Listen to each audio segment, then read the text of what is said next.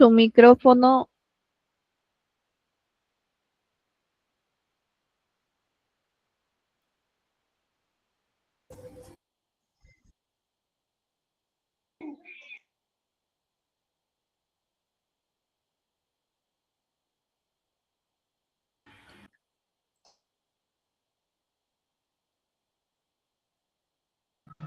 No se escucha. Buenas tardes, ¿cómo están? Gracias por la aclaración. Buenas tardes, buenas tardes. Buenas tardes. Buenas tardes. Una consulta, nos quedamos en este punto, ¿no es cierto? Pasamos del punto 4 y ahora nos toca el punto 5. ¿Estoy correcto? ¿Estoy bien? Sí.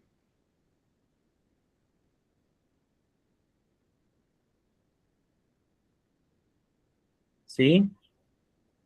Muy bien.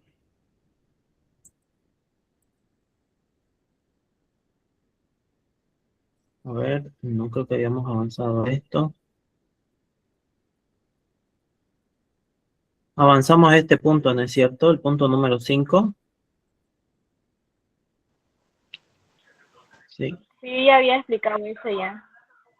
Sí, ya había explicado eso, ya me acordé. Quedamos en el punto 6 entonces, ¿no es así? Eso nos tocaría, profe. Muy bien, gracias. Entonces entramos al punto número 6, la evolución del hombre. De aquí en adelante vamos a empezar a ver hasta el fin de la unidad el desarrollo, en este punto el nacimiento desde la biología y más adelante el crecimiento del hombre. En este punto vemos la evolución del hombre y empezamos con los mamíferos. No nos olvidemos que los seres humanos somos mamíferos. ¿Qué características tienen los mamíferos? ¿Alguien sabe tal vez? Que caminan en cuatro patas. Se Bueno, reproducen por medio de un útero y dan de amamantar, por eso son llamados mamíferos. Muy bien. Se reproducen por un útero y vienen mamíferos porque dan de amamantar, ¿no? Por las mamas. Muy bien. Son algunas características de los mamíferos. Nos habla el texto de la era de los mamíferos. Dice, se calcula que hace unos 180 millones de años, cuando aún dominaban los reptiles del planeta, aparecieron los primeros mamíferos sobre la Tierra. La multitud de especies de mamíferos, los diferentes mamíferos, comenzaron a desarrollarse a partir de entonces. Eran muy diferentes a los que conocemos actualmente y muchos de ellos incluso han desaparecido por completo. Aquí vemos una imagen de la Tierra hace 180 millones de años y a simple vista podemos ver muchas especies que han desaparecido. Las cerca de 5.000 especies de mamíferos conocidos en la actualidad se agrupan en estos órdenes, en estas clases, como son cetáceos, carnívoros, marsupiales, roedores y desdentados, entre otros. De los distintos órdenes o clasificaciones, los seres humanos, así como sus ancestros lejanos, pertenecen al de los primates. Entonces aquí tranquilamente podría salir una pregunta de su examen, ¿no? ¿A qué grupo de mamíferos pertenece el ser humano? No se olviden los primates. Los primates. Vamos a ir primero con la definición de paleontólogo.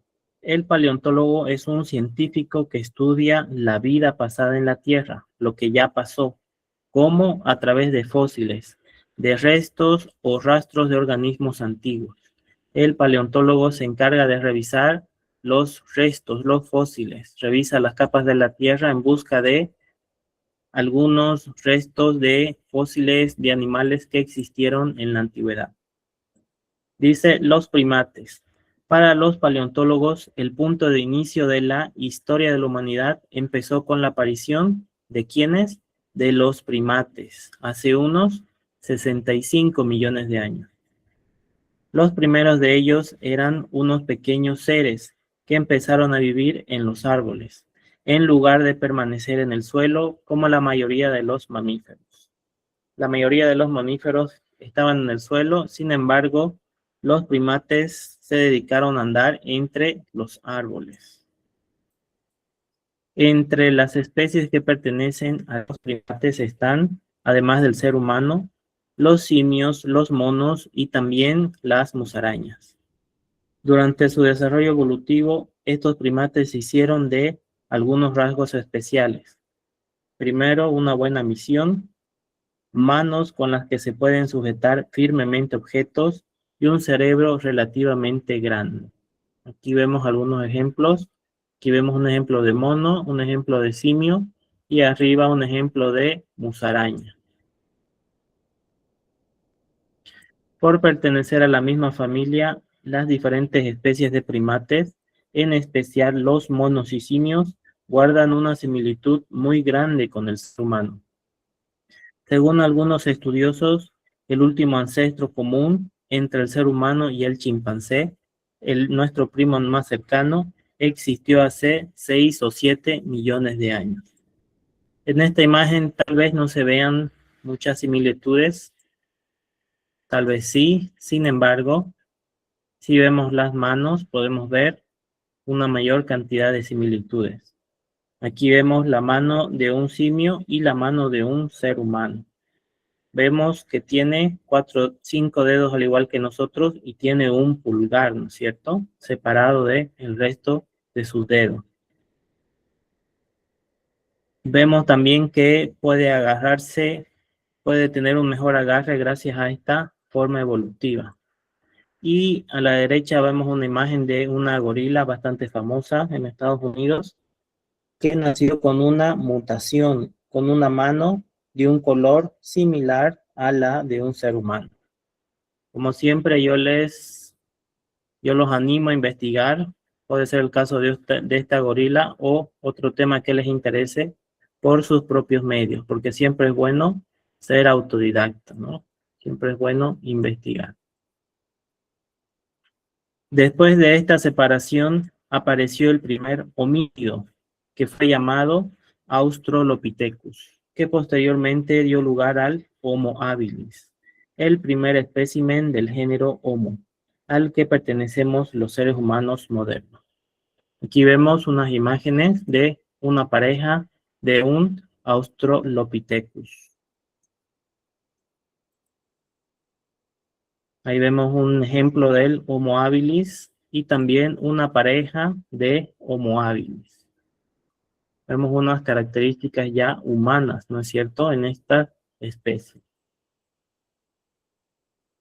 Los cambios en la biología de los primates que desembocaron en estos primeros homínidos se dio en África, donde en el este, que podemos ver aquí en la imagen, y también en el sur, en la parte de abajo. El cañón de Olduvai en Tanzania, el noreste de África, es uno de los lugares donde se han encontrado los fósiles más antiguos que aportan datos sobre la historia evolutiva del ser humano. Entonces, el nacimiento del ser humano se dio en África. Vamos con los homínidos. Los límites que señalan el comienzo y el final de los distintos homínidos no son exactos. No se sabe con certeza cuándo empezaron los homínidos y cuándo se extinguieron. Se calcula que aparecieron hace 4,5 millones de años y se extinguieron aproximadamente hace 2 millones de años. Durante mucho tiempo debieron coexistir diferentes tipos y el final de una especie se entremezcló con las generaciones de otra en el transcurso de miles de años. El texto nos dice que no hubo un solo tipo de homínido, sino que hubieron varios, y muchas veces se entremezclaron estos tipos de homínidos. Vamos a ver qué homínidos existieron. Los científicos distinguen entre varias especies de homínidos. Todos ellos comparten algunas características básicas. Por ejemplo, pueden mantenerse erguidos y caminar en 2 pies. También tienen un cerebro relativamente grande en relación con el de los monos. Aquí vemos una imagen de un mono como que intentando estar erguido. Sin embargo, el mono no puede mantener esta posición por mucho tiempo. Es una diferencia. En cambio, el ser humano y los homínidos en todo el tiempo mantienen su posición erguida y caminan en 2 pies. Otra característica es que su mano tiene un dedo pulgar desarrollado que les permite manipular objetos. Aquí vemos una mano de un humano y también de un gorila. Vamos con los Australopithecus. El Australopithecus es el homínido más antiguo que se conoce. Australopithecus quiere decir simio sudafricano y se estima su antigüedad hasta en 4 millones de años. En el año 1925, el paleontólogo Raymond Dart, descubre el cráneo de un Australopithecus en Taung, al sur de África. El descubrimiento de este fósil, ancestro anterior a nosotros e íntimamente relacionado con el mono, provocó polémica, provocó una discusión, porque se encontró en África. Y hasta ese momento, hasta 1925, se pensaba que el ser humano había nacido en Europa. Sin embargo, con este hallazgo, este descubrimiento, se empieza a cuestionar que el ser humano haya surgido en Europa. Aquí el señor Raymond Dart y su fósil llamado el niño de Taung, que es el primer Australopithecus. En lugares cercanos, este descubrimiento se encontraron otras especies también de Australopithecus, entre ellas la especie Afarensis africanus, robustus y boisei. Estas confirmaron el origen del hombre en África. Entonces, la pregunta, ¿dónde está el origen del hombre? Va a responder, en África. Y aquí hay un cuadro de unos ejemplos de restos fósiles y dónde se han encontrado. Por ejemplo, aquí dice Australopithecus boisei y el país Etiopía. Australopithecus afarensis y también Etiopía. Y en Sudáfrica, más abajo, podemos ver el Australopithecus africanus y el Australopithecus robustus, que son algunas especies de Australopithecus que se encontraron. Sus restos, nos dice, demostraron que estos homínidos medían más de 1 metro de estatura y que sus caderas, piernas y pies se aparecían más a la de los seres humanos que a la de los simios. El cerebro se asemejaba al de y tenía un tamaño similar al del gorila. La mandíbula también era grande y el mentón hundido. ¿Y cómo se supo toda esta información? A través del estudio de sus restos fósiles. Aquí podemos ver un cráneo del Arrubustus y un cráneo del H. habilis. Igual un cráneo del Australopithecus boisei y un cráneo del Australopithecus afarensis. Entonces empiezo a analizar todos los restos de cráneos que se encontraban. Nos dice el texto, estos homínidos caminaban erguidos por kilómetros y podían correr, a diferencia de los simios. Sus largos brazos acababan en manos propiamente dichas, con las yemas de los dedos planas, como las de los seres humanos. Se cree que estos seres eran carnívoros, consumían carne los homínidos, pues a su alrededor se han encontrado huesos y cráneos que habían sido machacados para extraer el tuétano y también los sesos. Aquí vemos cómo cambia el coxis, cómo evolucionaron estos homínidos para poder mantenerse en pie, como se mono del gorila para poder mantenerse erguido.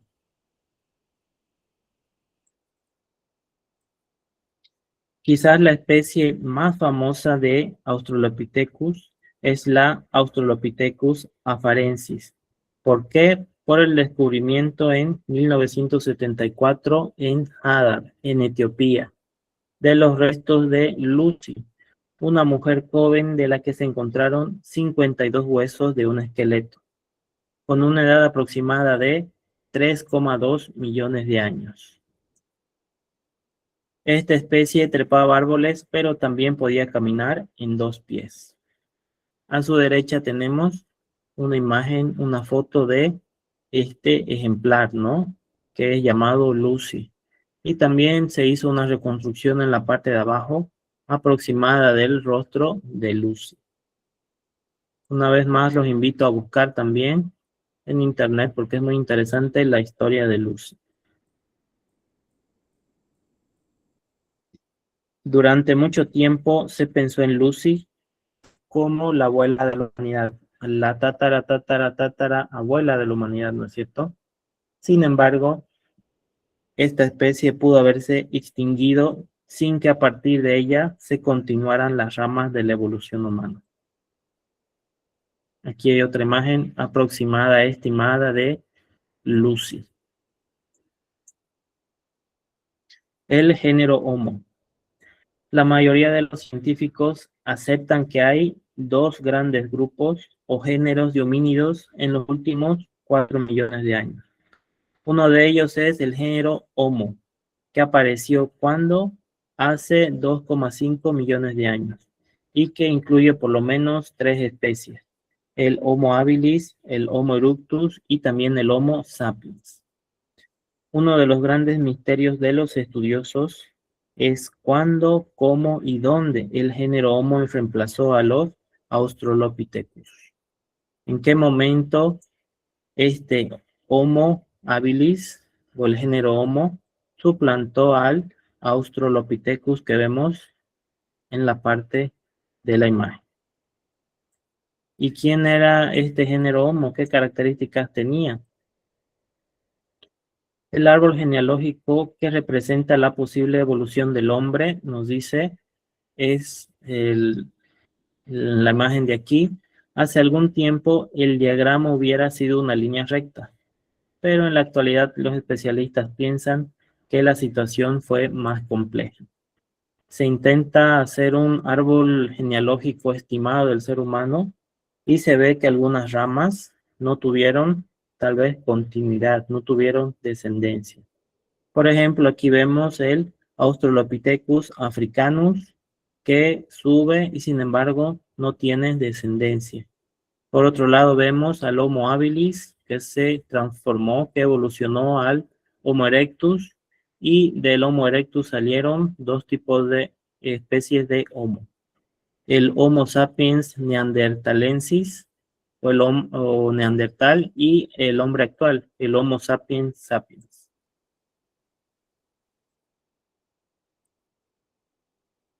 Aquí vemos los 2 tipos que vamos a estudiar, el Homo habilis y también el Homo erectus.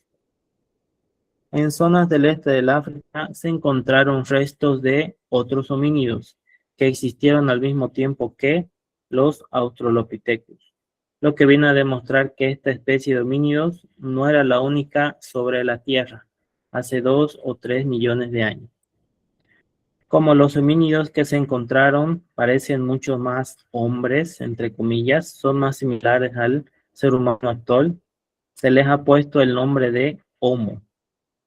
La primera especie del género Homo apareció hace 2,5 millones de años y se dispersó gradualmente por África, Europa y Asia. Nos dice el texto: en sus primeras manifestaciones se le conoce como Homo habilis, y este Homo habilis tenía una capacidad craneana de 680 centímetros cúbicos y su altura alcanzaba el 1,5 metros. Entonces eran, en comparación con nosotros, más pequeños. Era robusto, ágil, caminaba erguido y tenía desarrollada la capacidad prensil de sus manos. Podía agarrar objetos con mucha mayor facilidad en sus manos. Sabía usar el fuego, pero no sabía cómo producirlo, y se protegía en cuevas. Vivía de recolectar semillas, raíces, frutos y ocasionalmente comía carne. No nos olvidemos que el Homo habilis vivía en sociedad. La especie que se desarrolló posterior a esta se denomina el Homo erectus, hace 1,5 millones de años. La diferencia del Homo erectus y los homínidos que lo antecedieron radica en el tamaño, sobre todo del cerebro. Su cuerpo, nos dice, es la culminación, el punto más alto de la evolución biológica de esta especie de los homínidos. Era más alto, más delgado, capaz de moverse rápidamente en 2 pies. Tenía el pulgar más separado de la mano y su capacidad craneana llegó a ser de 1.250 centímetros cúbicos. Además de todo esto, fabricó herramientas como el hacha de mano de piedra y aprendió a conservar el fuego, aunque todavía no podía generarlo. Empezó a utilizar más su inteligencia y empezó a crear herramientas, como nos dice el texto. Y aquí una imagen de una aproximación del Homo erectus físicamente, ¿no? Como sería un Homo erectus si lo traemos a este tiempo actual. Los científicos creen que esta especie se propagó. ¿Hacia dónde? Hacia el norte, por Europa, hasta llegar a Francia, nos dice el texto, y también hacia Asia, durante 4.000 años. Esta especie duró 10 veces más tiempo de la que lleva sobre la Tierra el ser humano moderno. Entre los Homo erectus que se han encontrado restos está el hombre de Java de 700.000 años y el hombre de Pekín de 400.000 años. Aquí vemos un poco del recorrido en la imagen de esta especie, que sube por el norte y se dispersa. Algunos se van a Asia, otros se van a Europa.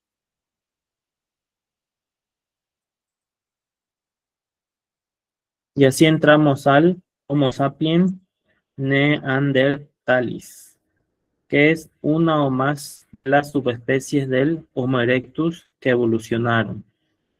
Estas llegaron a Homo sapiens, un nuevo tipo físico. Los restos de Homo sapiens tienen una edad entre 250.000 y 50.000 años. En sentido estricto, se denomina Homo sapiens neanderthalis o también el hombre de Neandertal. Entonces, ¿quién es el hombre de Neandertal? El Homo sapiens neanderthalis. ¿Por qué recibe este nombre? Por el lugar donde se encontró el cráneo, que demostraba la existencia de su especie, que fue en el valle de Neander, en Alemania. Y aquí hay una imagen aproximada del Neanderthalis.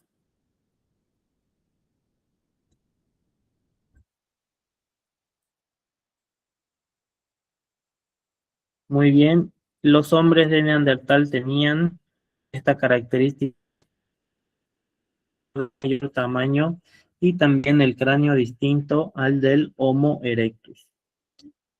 Su mentón estaba hundido y su constitución era muy gruesa. Esta especie se encontró desde Europa Occidental y Marruecos hasta China, pasando por Irak e Irán. Aquí vemos un poco del espacio de esta especie del Homo de Neandertal. Está aquí y se dirige hacia al este. Pasa también por la zona de China y llega hasta Irak e Irán. Los neandertales estaban más capacitados y eran mentalmente más avanzados que ningún otro ser que hubiera habitado en la Tierra anteriormente.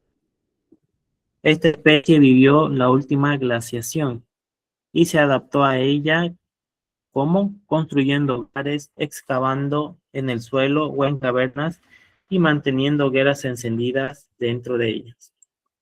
Entonces, estas son algunas imágenes de los neandertales.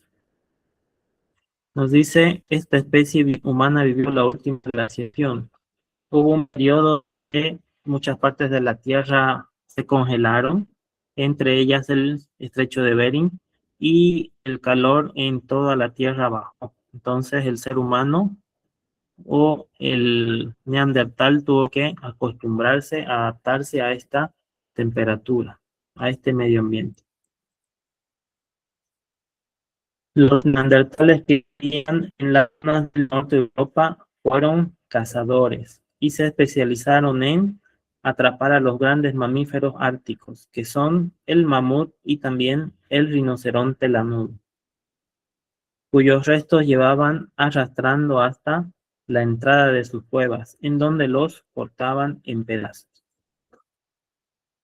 Aquí tenemos una imagen probablemente de ese tiempo. Y aquí un dato curioso. El ser humano tiene una adaptación que le permite caminar. Buenas, ¿se me escucha bien? José Ernesto me dice, ¿se escucha entrecortado? Un poco.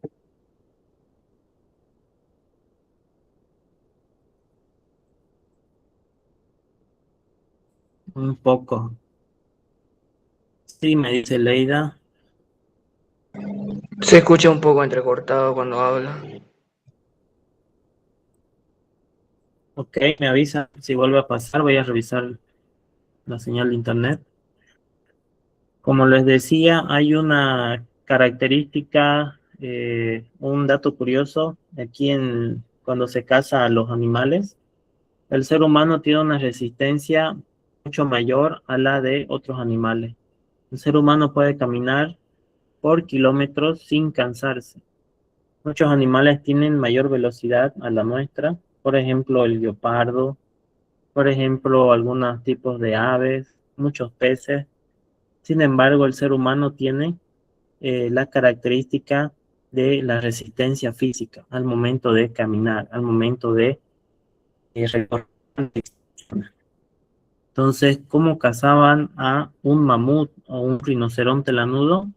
Simplemente lo perseguían durante largas extensiones de tiempo, por un largo periodo de tiempo. Al final, el mamut o el rinoceronte u otra presa se agotaba, se cansaba, y entonces los cazadores iban y terminaban con esa presa. Esta, por ejemplo, fue una adaptación que todavía mantenemos los seres humanos actuales, que les permitía cazar diferentes animales que eran mucho más grandes que ellos.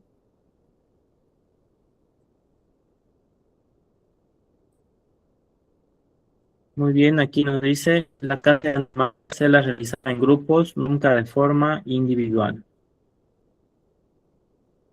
Aquí vemos los resultados de una caza exitosa.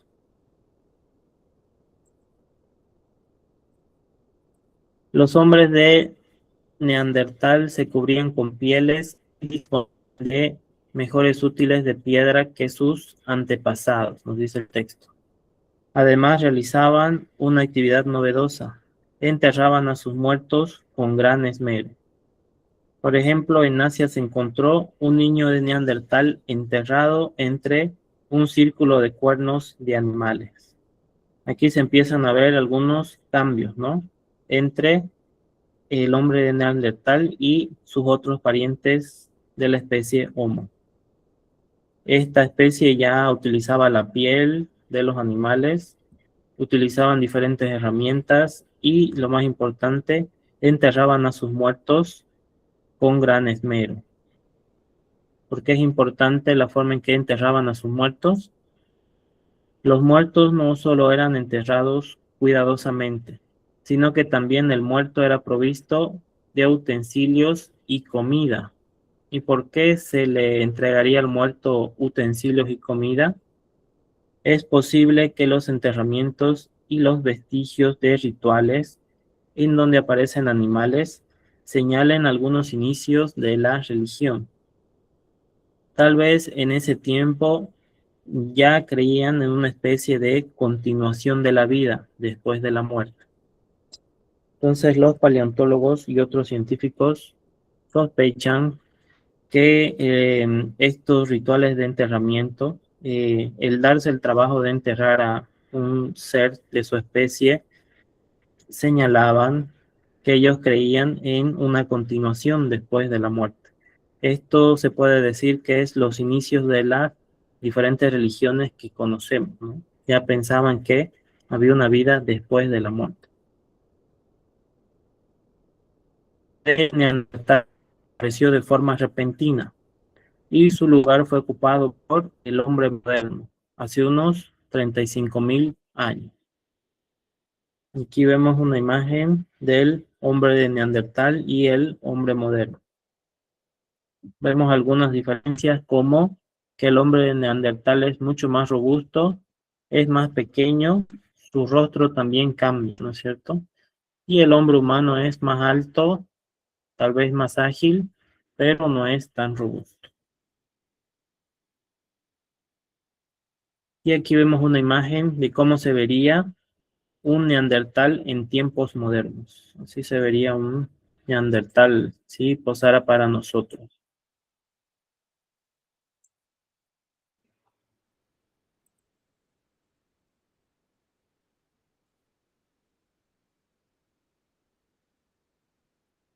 Bien, hasta aquí.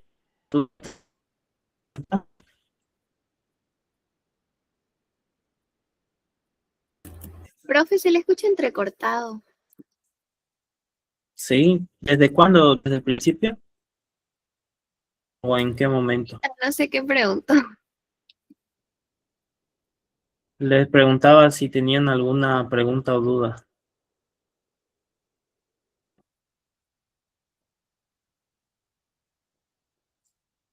De vez en cuando se escucha bien y después se corta.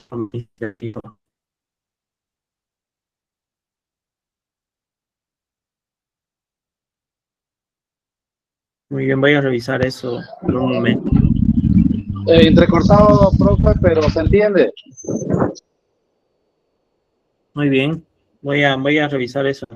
Voy a darnos unos 10 minutos y ahí voy a revisar todo eso. En general se entiende sobre los homínidos, sobre esta evolución del homínido hasta el ser humano. Sí, se entiende. Sí, Luis. Se entiende, profe. Sí, profe, se entiende. Bien, continuamos entonces.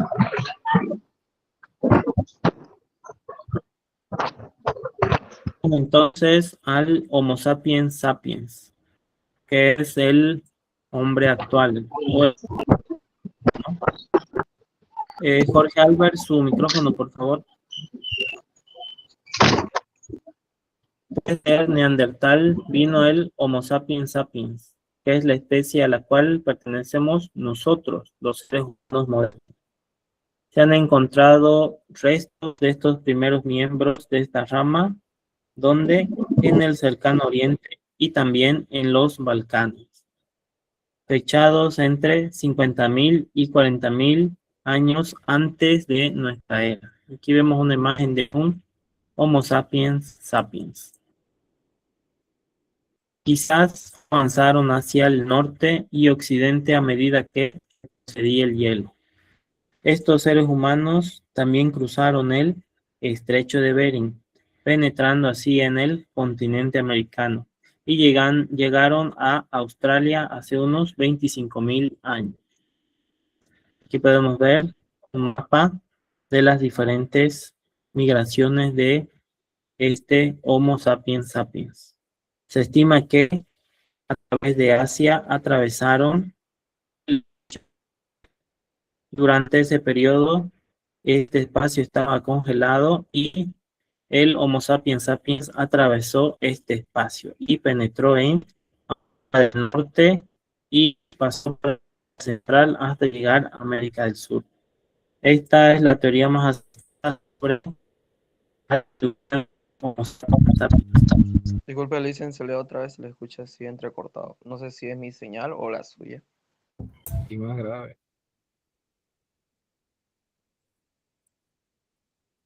Ok, voy a terminar este tema y voy a reiniciar mi internet. Esperemos un segundo.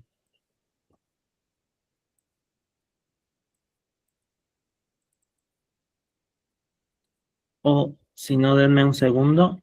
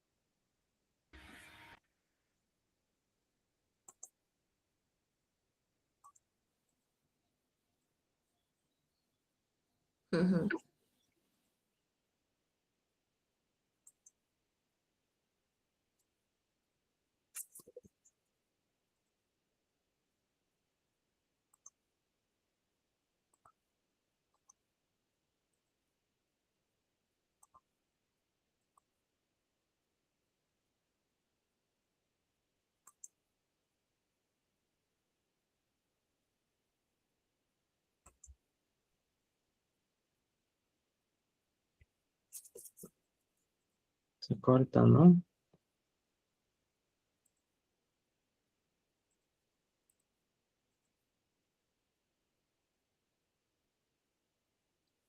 Buenas, me dicen si se puede ver la imagen. Sí, se puede ver. Sí, se puede Ya ver. le dicen que Sí, sí, dicen, ahora ya no se ve.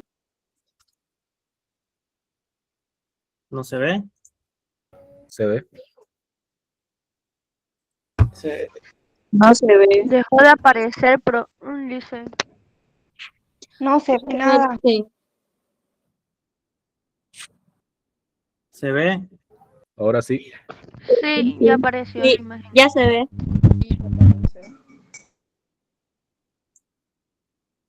Muy bien, me dicen si se ve ahora. ¿Ya no se ve? Ya no se ve. Ok, es un problema aquí. Lo voy a arreglar.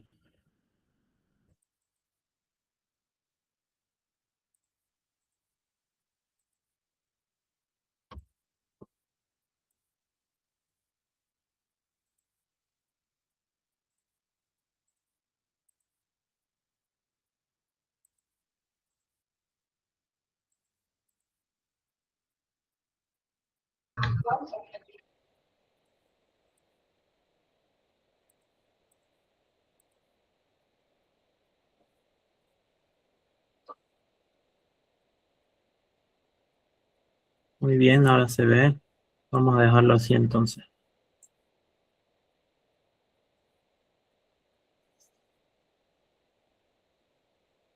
¿Se me escucha? ¿Se me ve?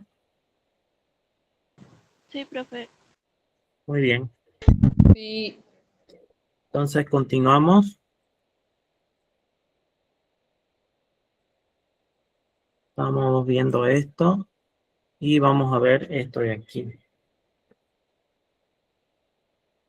El Homo sapiens sapiens se extendió por la Tierra más que ninguno de los primates anteriores, nos dice el texto.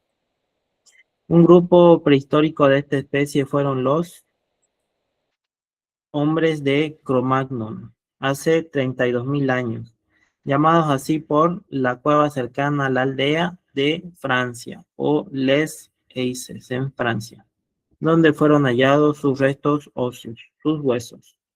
Estos cromagnones vivieron la última glaciación, y aunque su cerebro no era mayor que el del hombre de Neandertal, le dieron nuevos usos, pues entre otras cosas hicieron y mejoraron muchos instrumentos y armas.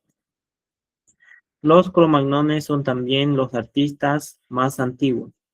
El hombre actual no difiere básicamente ni en capacidad cerebral, ni en postura, ni en otros rasgos físicos del modelo que la evolución había logrado en el hombre de Cro-Magnon. Aquí hay una imagen de esta especie del hombre de Cro-Magnon, que es también una especie anterior al ser humano. Para los biólogos, todos los seres humanos formamos parte de la misma especie. No se olviden, todos somos parte de la misma especie, del Homo sapiens sapiens, aunque hay distintas razas o distintas clasificaciones. Las líneas generales de distribución racial se iniciaron, ¿dónde? En la prehistoria. Desde el punto de vista físico, se pueden reconocer por lo menos 4 categorías raciales fundamentales. Por un lado, negroide, caucasoide, mongoloide y australoide. Aquí vemos algunas imágenes. Negroide, caucasoide, mongoloide, de la zona de Asia, y australoide, ¿no? Son unas otras características diferentes. Lo que le dio al hombre moderno su control sobre la Tierra no fue su físico, su fuerza, sino su capacidad de aprovechar y transmitir a sus descendientes su información cultural por medio de su inteligencia. Entonces, creo que una vez les pregunté qué conocimientos necesitaba yo para poder sobrevivir en la selva, para poder sobrevivir en un medio ambiente que no sea la ciudad, y me dijeron que tenía que saber qué tipo de plantas consumir, qué tipo de animales cazar, cómo moverme en ese medio ambiente. De la misma forma, el ser humano transmitía a través de sus relatos orales o de cierta información cultural estos elementos que son necesarios para sobrevivir, que son importantes para poder continuar con su especie. ¿Hasta aquí alguna duda tal vez?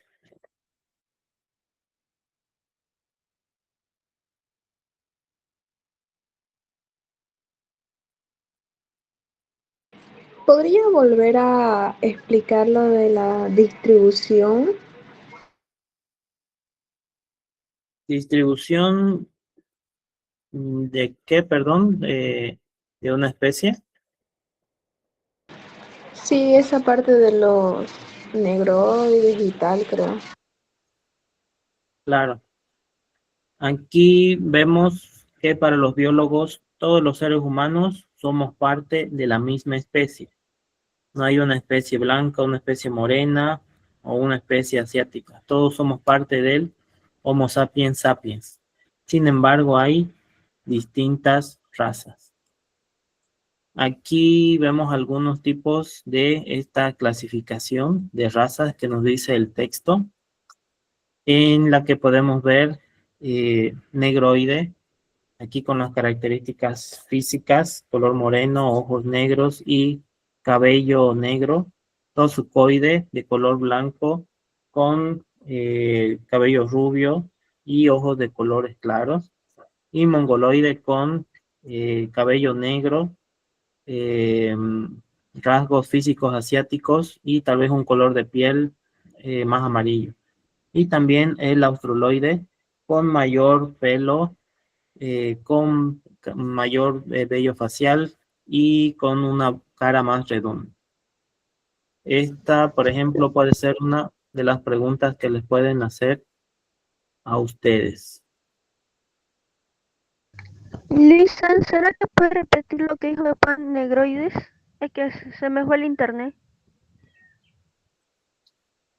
En la característica negroide es color negro, su cabello, color piel oscura y esas son sus principales características del negroide. El casucoide se caracteriza principalmente por ser similar a las poblaciones de Europa y el mongoloide por ser similar a las poblaciones de Asia. Y el australoide tiene características similares al negroide, pero con mayor vello facial. Profe, una pregunta, disculpe. ¿Sí?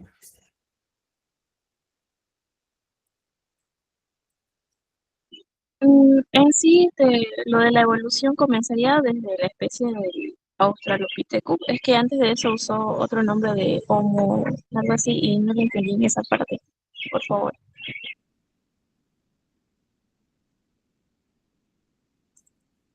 ¿Me repite la pregunta, por favor? Que el tema de la evolución en sí comienza desde la especie del Australopithecus, porque más antes nombró uno Homo, no me acuerdo un nombre, pero ¿ese vendría primero o el Australopithecus? Espérame un segundo.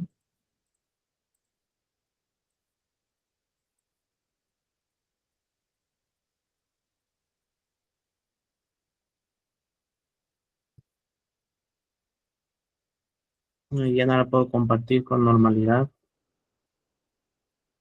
Hemos hecho un repaso histórico desde los mamíferos hasta en la parte última de aquí, el Homo sapiens sapiens, ¿no es cierto?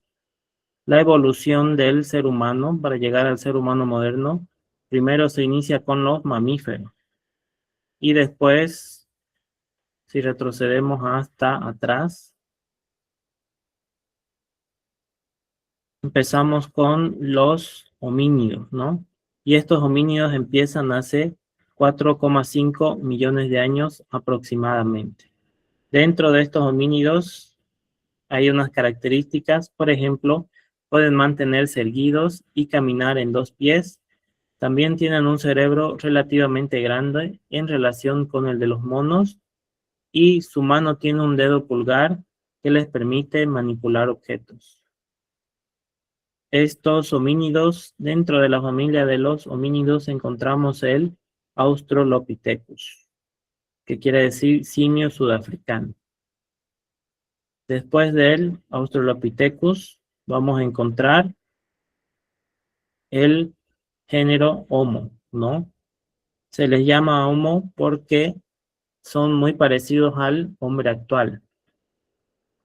Dentro de esos Homo está el Homo habilis, el Homo erectus y también el Homo sapiens.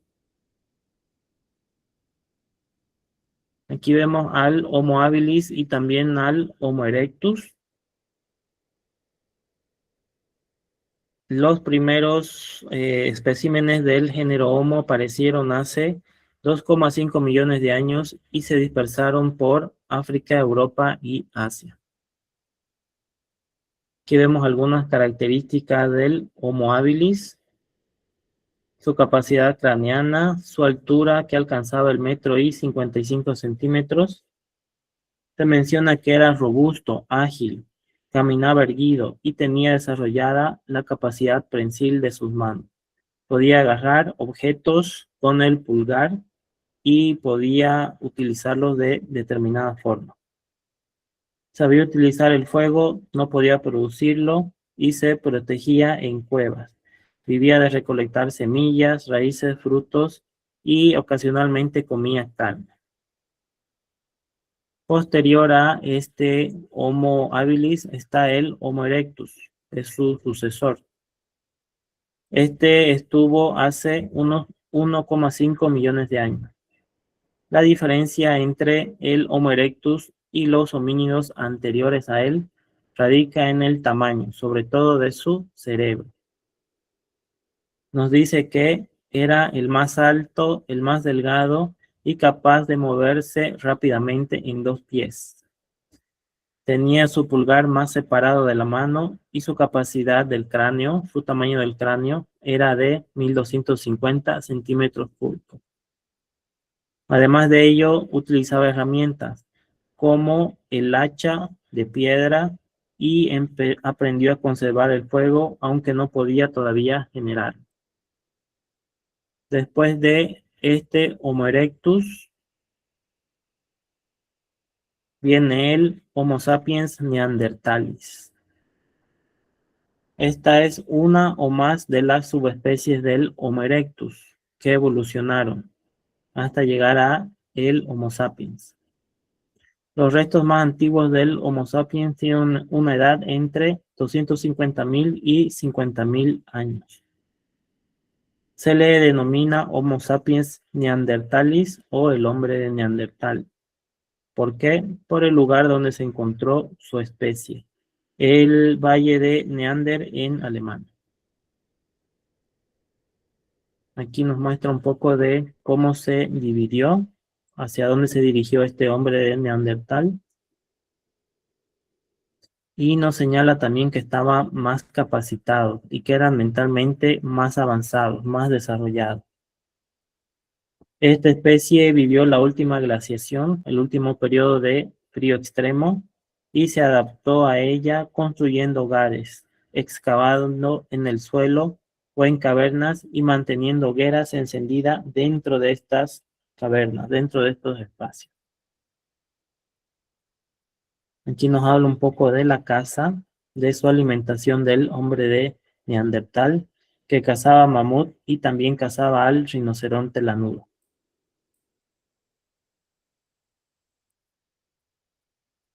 El hombre de Neandertal se cubría con pieles, utilizaba herramientas, sabía cómo utilizar a los animales para elaborar pieles con ellos y disponía de algunos útiles de piedra, a diferencia de algunos antepasados.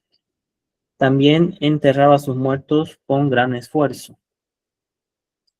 Este ejemplo de enterrar a los muertos con gran esfuerzo probablemente señala los inicios de la religión, debido a que se enterraba a los muertos con algunos utensilios, con algunos elementos que se pensaba que le iban a servir en la siguiente vida. Se cree que todo este ritual que se realizaba era porque se pensaba en la continuación de la vida después de la muerte. Y aquí nos señala que el hombre de Neandertal desapareció de manera repentina. Su lugar fue ocupado ¿por quién? Por el Homo sapiens sapiens, que somos nosotros, hace unos 35.000 años. Esta es una imagen de un hombre de Neandertal. Y así llegamos al Homo sapiens sapiens. Después de salir en su examen, ¿cómo se llama nuestra especie o a qué género de Homo pertenecemos nosotros? Ustedes tienen que responder Homo sapiens sapiens, ¿no es cierto? Después del Neandertal vino el Homo sapiens sapiens. Es la especie a la cual pertenecemos los seres humanos modernos. Se encontraron restos de los primeros miembros de esta rama en el cercano Oriente y los Balcanes, con una fecha de hace 50.000 y 40.000 años de nuestra era, de nuestro tiempo. Quizás avanzaron hacia el norte y occidente a medida que retrocedía el hielo.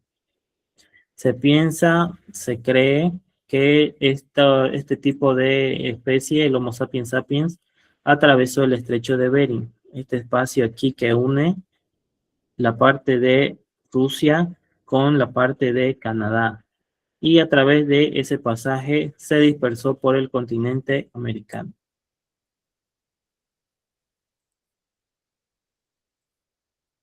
Nos dice que el Homo sapiens sapiens se extendió por la Tierra más que ninguno de sus antecesores. Un grupo prehistórico de esta especie fueron los hombres de Cro-Magnon, de hace 32.000 años. Los cromagnones vivieron la última glaciación y aunque su cerebro no era mayor que el del hombre de Neandertal, le dieron nuevos usos, pues entre otras cosas hicieron y mejoraron muchos instrumentos y armas. Los cromagnones son también los artistas más antiguos. El hombre actual no difiere básicamente ni en capacidad cerebral, ni en postura, ni en otros rasgos físicos del modelo que la evolución había logrado en el hombre de Cro-Magnon. Y aquí hablamos de algunos distintos tipos de razas del Homo sapiens sapiens. Y aquí el texto nos explica que la ventaja que le dio al hombre moderno el control sobre la tierra no fue su físico, porque existían animales más fuertes que el hombre, más rápidos que el hombre. Sin embargo, el hombre tenía la capacidad de aprovechar y transmitir a su descendencia la información, su cultura, por medio de su inteligencia. Se transmitían los conocimientos y esto permitía que sobrevivan más descendientes de esa especie. Muy bien, hasta aquí se entendió bien, no se cortó la grabación.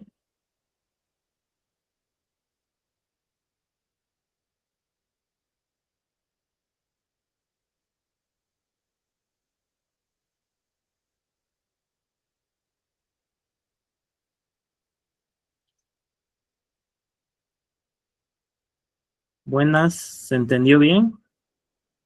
¿Se entendió, Listen? Me dice Cristina. Sí, profesor, sí, Leandro. Sí, profe, se entendió muy bien.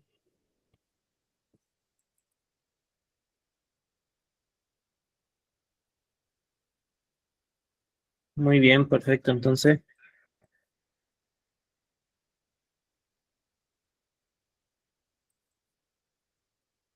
No podemos prender los micrófonos, ok.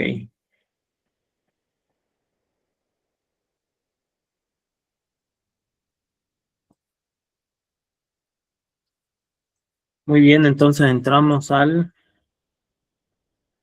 punto número 7. Periodos de la vida del hombre. A partir de la evolución del hombre actual, se plantean clasificaciones que nos describen los periodos de la vida del hombre. Estas destacan y comprenden el proceso de desarrollo del mismo, desde su gestación hasta su muerte. Vamos a ver algunas etapas, periodos de la vida del hombre. Iniciamos con la etapa prenatal.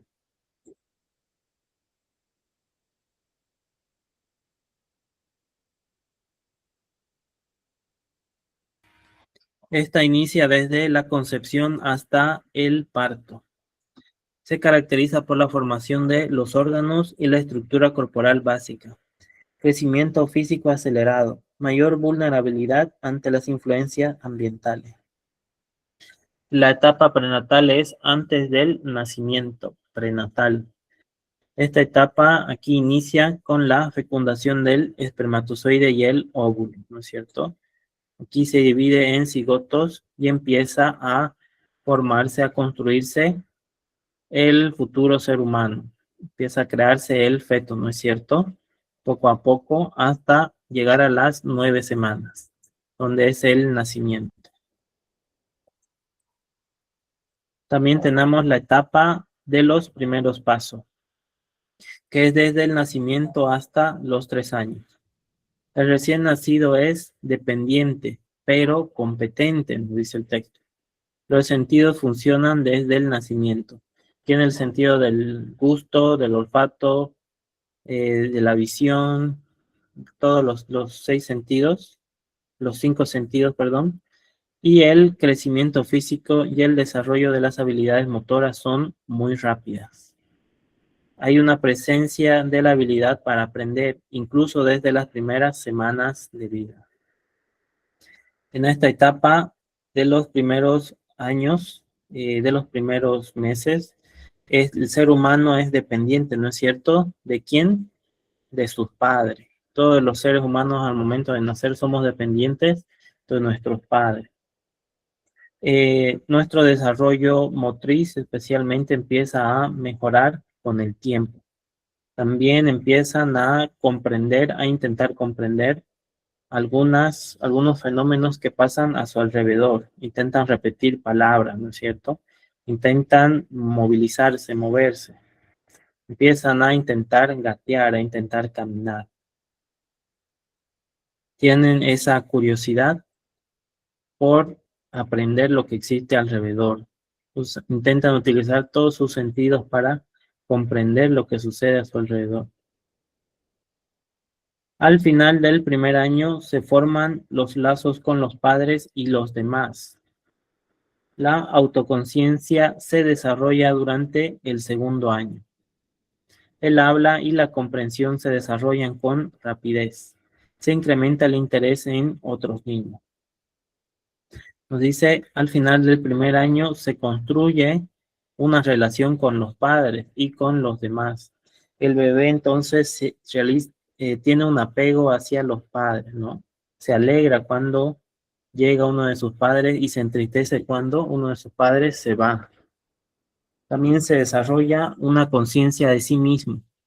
Empieza a imitar el habla y intenta comprender, ¿no? Asociar qué significa cada palabra.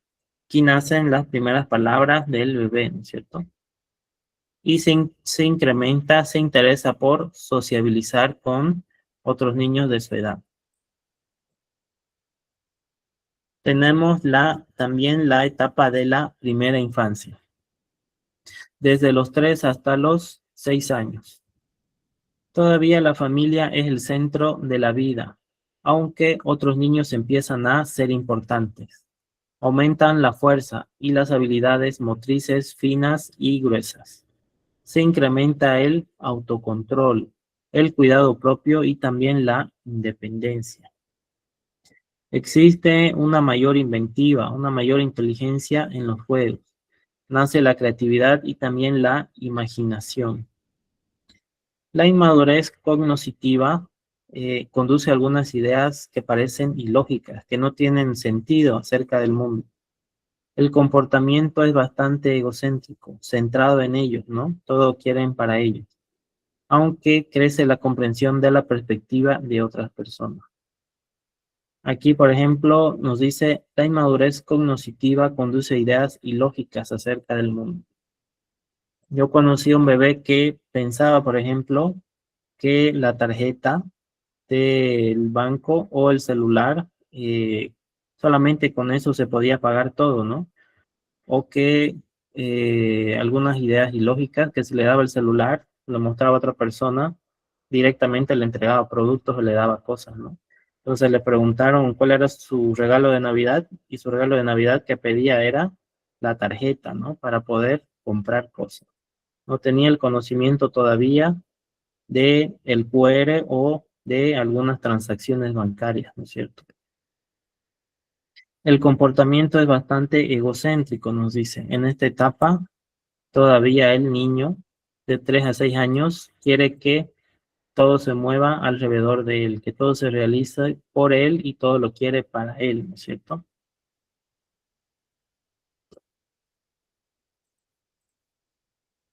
Tenemos también de la etapa de la infancia intermedia, que es desde los 6 años hasta los 12 años. Los compañeros, los amigos cobran una gran importancia. El niño empieza a pensar lógicamente, aunque la mayoría de las veces su pensamiento es concreto. Disminuye su egocentrismo. Se incrementan la memoria y el lenguaje. Se mejora la habilidad cognitiva para beneficiarse de la educación formal. Empieza a comprender, asociar diferentes ideas. Empieza a poder comprender lo que es la matemática, la importancia de las ciencias sociales y la biología, la importancia de algunas materias por ser educación física, etc. Se desarrolla el autoconcepto y se afecta la autoestima. El niño entre esta edad empieza a construir una idea de sí mismo, ¿no? Se pregunta quién soy yo. Yo soy un niño, una niña de tal edad que estudia, que trabajo, me llamo tal, empieza a construir su autoconcepto. Disminuye la rapidez del crecimiento físico. Mejora la fuerza y la capacidad atlética. Y entramos a la etapa de la adolescencia, o una etapa complicada para muchos padres, desde los 12 hasta los 20 años. Los cambios físicos son rápidos y son profundos. Comienza la madurez reproductora. Las hormonas empiezan a realizar su trabajo y el cuerpo del adolescente empieza a cambiar, ¿no? Pasa de ser un niño poco a poco a ser un hombre. O una mujer, en el caso si es del género femenino. La búsqueda de la identidad se torna imperiosa. Es importante saber construir una idea de quién es o quién soy. Los compañeros ayudan a desarrollar y probar el autocontrol, el control de las emociones y el control de los impulsos. Se desarrolla el pensamiento abstracto y también se desarrolla un razonamiento científico, ¿no? Empieza a buscar pruebas de que el conocimiento es real. El egocentrismo adolescente persiste en algunos comportamientos. El texto nos dice, las relaciones con los padres son buenas en general. Y así entramos a la etapa de la edad de la adultez temprana. Desde los 20 hasta los 40 años. Se toman decisiones acerca de las relaciones íntimas o las relaciones interpersonales. ¿Quiénes son mis amigos? ¿Quiénes no son? Muchas personas también se casan y muchas tienen hijos dentro de este periodo. La salud física llega al tope y luego empieza a caer poco a poco. Se escoge una carrera, se escoge una profesión, se escoge una forma de ganarse la vida, ¿no? Un negocio tal vez. Continúa desarrollándose el sentido de la identidad. Todavía se pregunta, ¿quién soy yo? ¿No? La capacidad intelectual se vuelve mucho más completa. Y así entramos a la etapa de la edad adulta intermedia, que es desde los 40 a los 65 años. Aquí se da la búsqueda del sentido de la vida, donde también adquiere gran importancia. Muchas veces se sufre un deterioro en la salud física, el vigor y también la fuerza. Sobreviene la menopausia en las mujeres. Ya no existe el periodo en las mujeres a esta edad, dentro de este periodo, y eso trae algunos cambios hormonales, ¿no es cierto? Y físicos. La sabiduría y la habilidad para resolver problemas prácticos son grandes. El conocimiento adquirido es grande, ¿no? De estas personas. Se declina la habilidad para resolver problemas nuevos. Existe una doble responsabilidad de cuidar a los hijos y a los padres ancianos, y esto puede causar estrés. La orientación del tiempo cambia a tiempo dejado de vivir, nos dice el texto. La independencia de los hijos deja un vacío en el nido, deja un vacío emocional. Generalmente a esta edad los hijos se retiran o se van de la casa, ¿no? Y esto deja un vacío que tiene que trabajarse dentro de estas personas. Las mujeres adquieren más confianza en sí mismas y los hombres se vuelven más expresivos. Algunos experimentan el éxito de sus carreras y llegan al punto más alto en lo económico, a la cima económica. Otros sufren de agotamiento, otros se cansan mucho en esta etapa. En una minoría, una parte de ellos se produce una crisis de la edad madura, ¿no? Se preguntan cuáles son sus éxitos, qué sigue después, qué sentido tiene lo que han realizado hasta ese punto, etcétera, ¿no? La crisis de la edad madura. Y por último llegamos a la edad de nuestros abuelos o la edad de la adultez tardía. Esto es de los 65 años en adelante.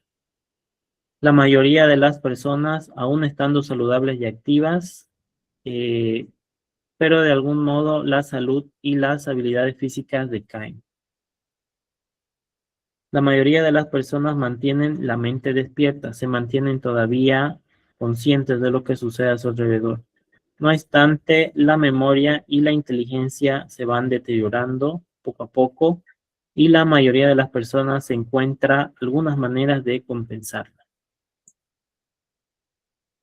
La lentitud de reacción, nos dice, afecta muchos aspectos del funcionamiento.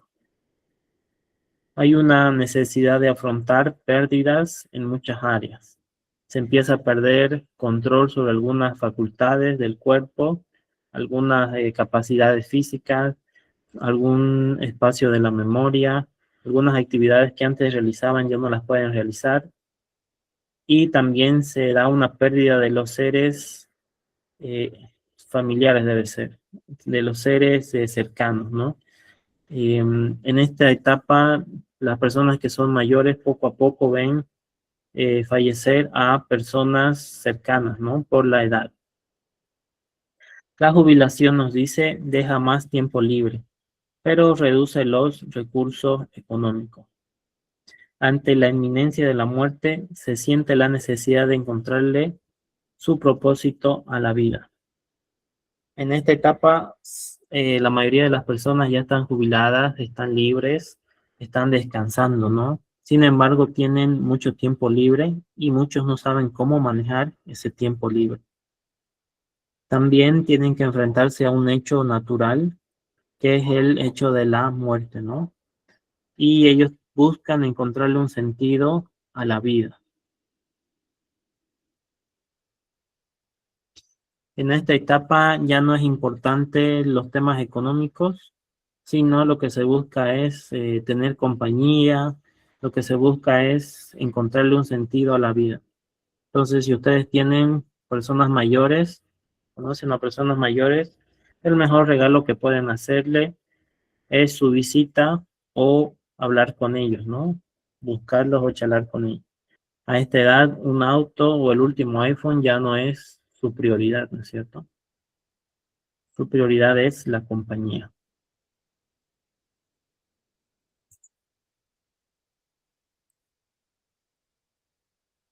Aquí les dejo un ejercicio que pueden realizar en casa, que espero que les sirva.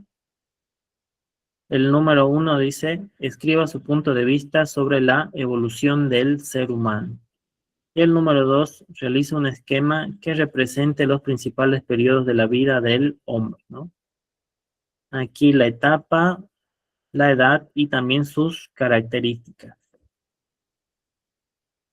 Esto pueden realizar para distraerse, para mejorar su conocimiento sobre este tema.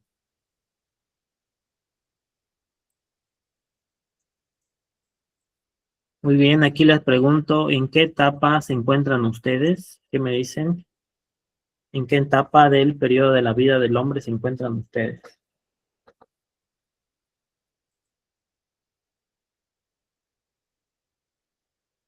Adolescencia, me dicen. Adolescencia, Inés. Adolescente, me dice Jung. Laura Choque, adulta temprana. Etapa adolescente, en la adolescencia. Adulta temprana, me dice Abularach. Cristina, adolescencia. Orlando, adulta temprana. Adolescencia, primera infancia, me dice Isaac. ¿Qué edad tendrá Isaac? Adulta temprana, me dice. Adulta temprana, adolescencia. Todavía en adolescencia, me dice Jenny Paco. Adulto temprano. La adultez tardía, me dice Ray. Muy bien. Y sobre el tema, ¿hay alguna pregunta, alguna duda? Tal vez. Adolescencia. Adolescencia,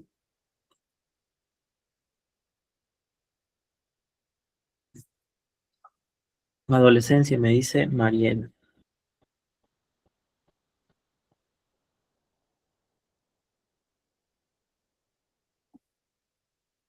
Adolescencia, me dice Mayerly Brun. Adultez temprana todavía, me dice David. La evolución mediante los simios solo es teoría. No es teoría, hay bastantes pruebas, ¿no? Es una rama de la paleontología que se ha desarrollado, ¿no? Se han estudiado muchos restos óseos. Muy bien, entonces acabamos con este tema. Un segundo.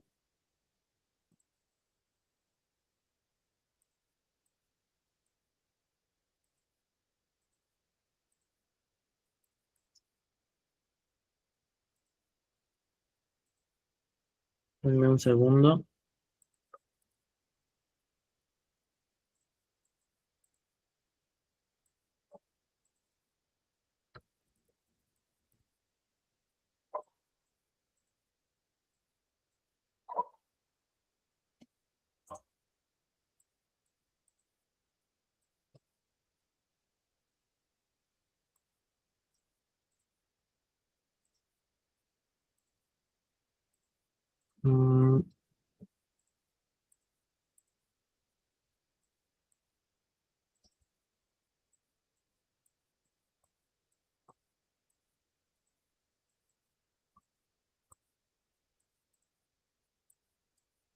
Muy bien, aquí voy a compartir.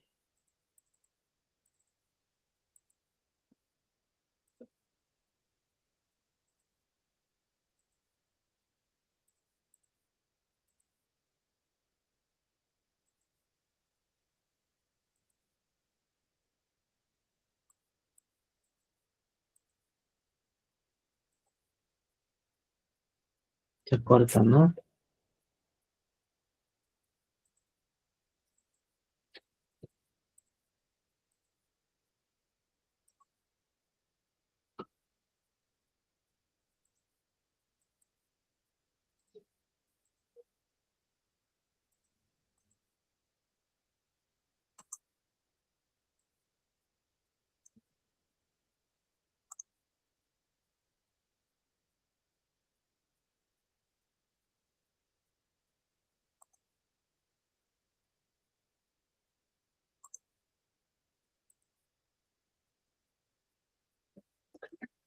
Muy bien. Aquí entramos al punto número 2. Con lo que nos quede de tiempo. Que ya se acerca a las 7:20. Vemos el hombre, ser biológico y social. Este es el capítulo 2.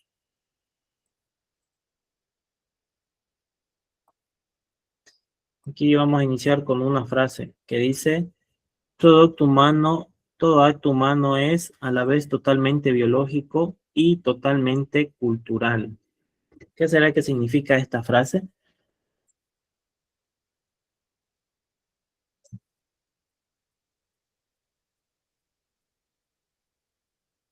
Puede significar todo acto humano es a la vez totalmente biológico y totalmente cultural.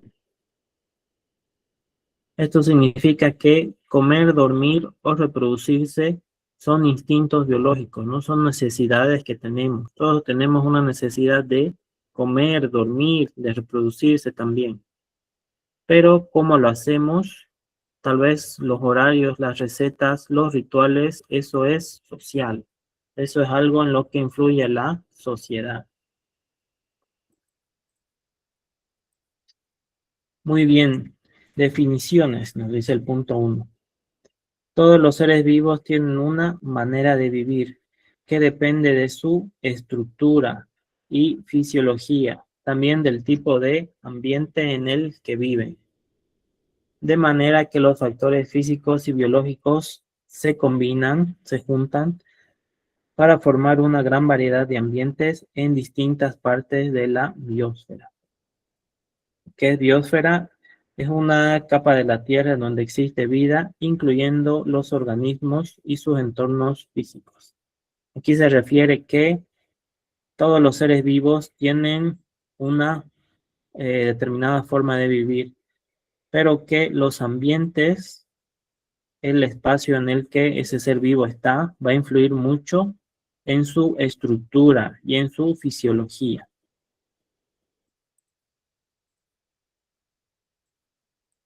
A ver si puedo compartir.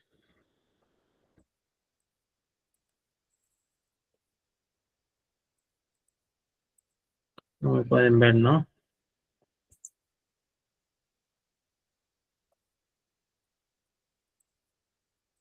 Se corta.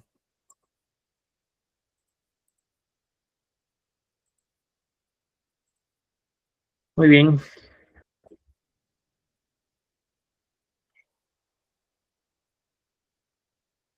Creo que me pueden ver.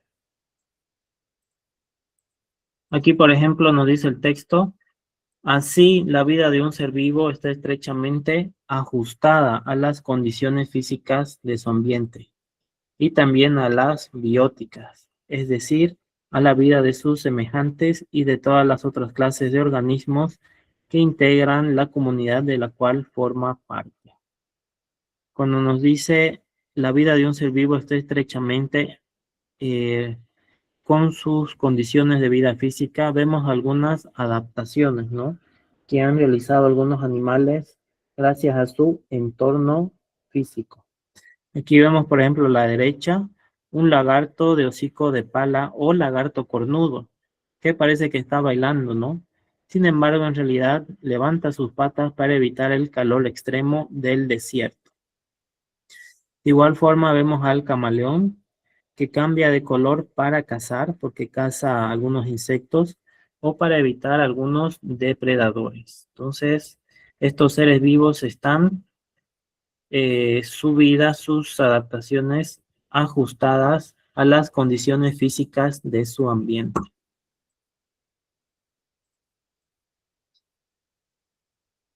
Cuanto más se aprende acerca de cualquier clase de planta o animal, se ve con creciente claridad que cada especie ha sufrido adaptaciones para sobrevivir en un conjunto particular de circunstancias ambientales. Aquí también vemos al famoso camello. Muchos piensan que el camello almacena agua en su joroba. Sin embargo, la joroba del camello almacena grasa.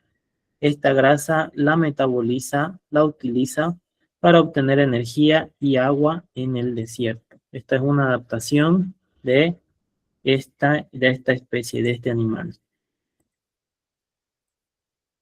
Cada uno puede demostrar adaptaciones al viento, al sol, a la humedad, la temperatura, la salinidad, el nivel de sal y otros aspectos del medio ambiente físico, así como adaptaciones a plantas y animales específicos que viven en la misma región. A la derecha vemos un oso polar. El oso polar es un ejemplo de adaptación porque puede vivir a temperaturas de 30 grados bajo cero e incluso menos, ¿no? También vemos al tejón melero, que es inmune al veneno de las serpientes y lo vemos comiendo una serpiente en África. Esta es una adaptación, la inmunidad al veneno, que la realizó debido a la variedad de serpientes venenosas que existen en ese medio ambiente.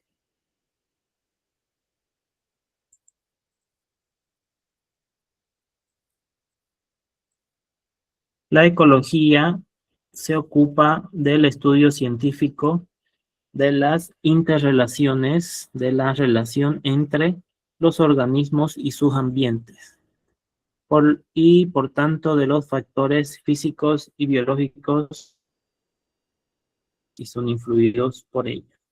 Entonces, esto anótenlo, es el concepto de ecología, es importante.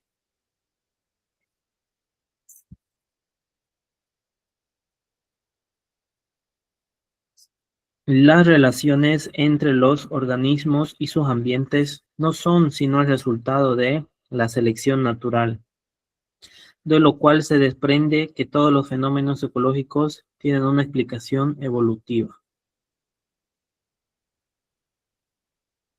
Aquí vemos un ejemplo de ecología, ¿no? Diferentes animales en un mismo medio ambiente.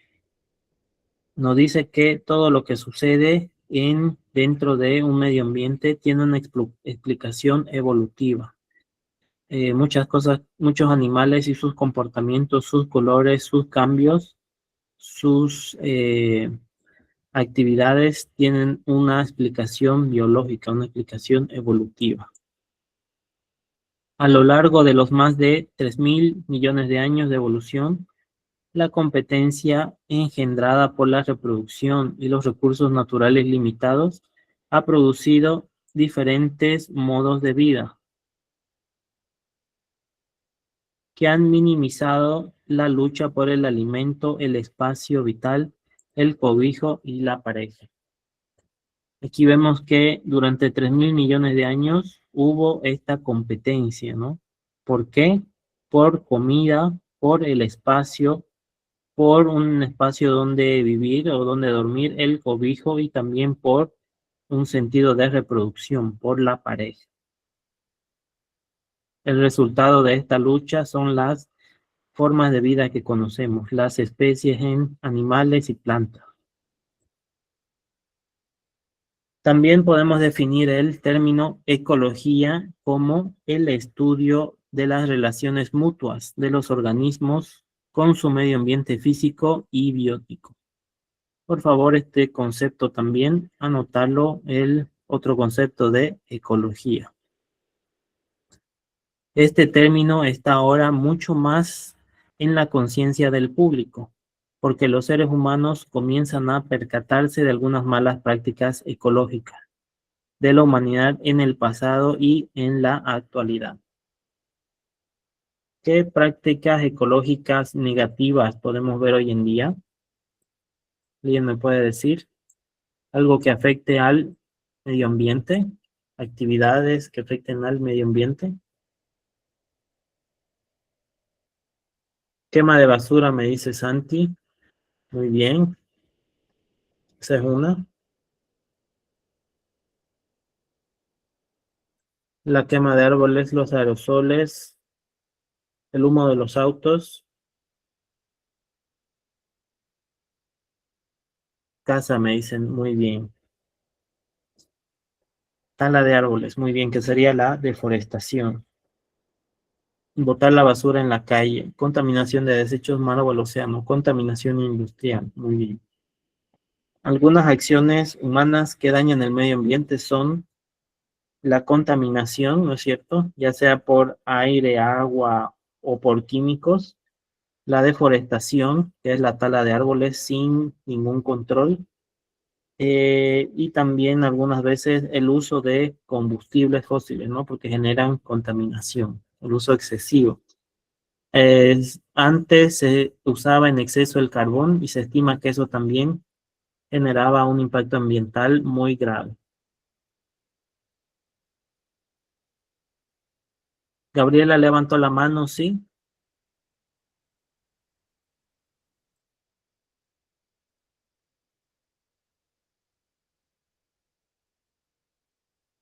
Ok, no puede hablar, creo, Gabriela.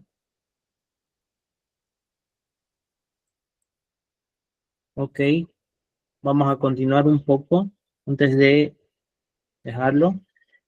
Es importante que todos conozcamos y apreciemos los principios de este aspecto de la biología para que podamos formarnos con una opinión inteligente sobre algunos temas, como la contaminación con insecticidas, el uso de detergentes en exceso, el uso de mercurio, que es muy contaminante, la eliminación de desechos, presas para generación de energía eléctrica y sus efectos sobre la humanidad y sobre el mundo en que vivimos. Entonces, estos son algunos temas importantes que todos los estudiantes deberían tener alguna conciencia, ¿no? Todos tenemos que formarnos una opinión sobre estos temas. Esto también es importante que lo sepan, que lo recuerden.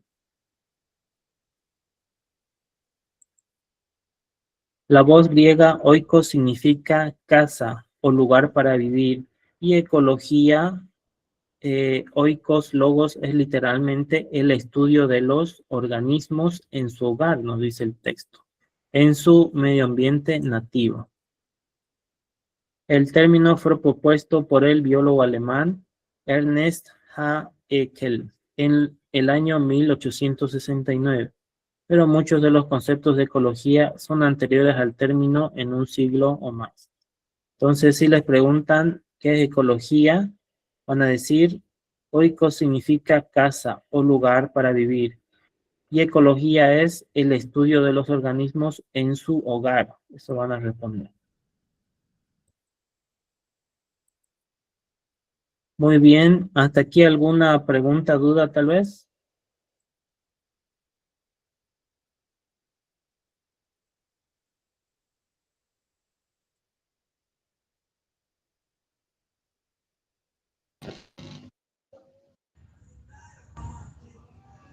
¿Qué dijo que significaba ecología?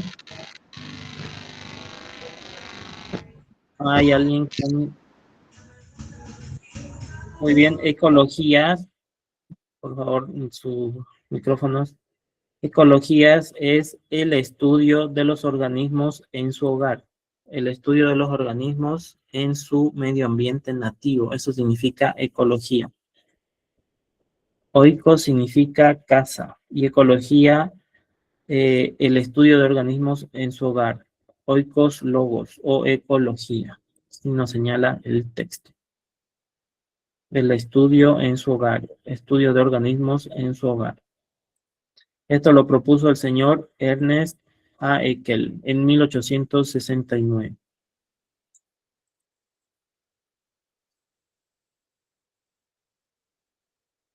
Muy bien, si no hay otra pregunta, creo que podemos dejarlo aquí porque faltan 5 minutos para la siguiente clase.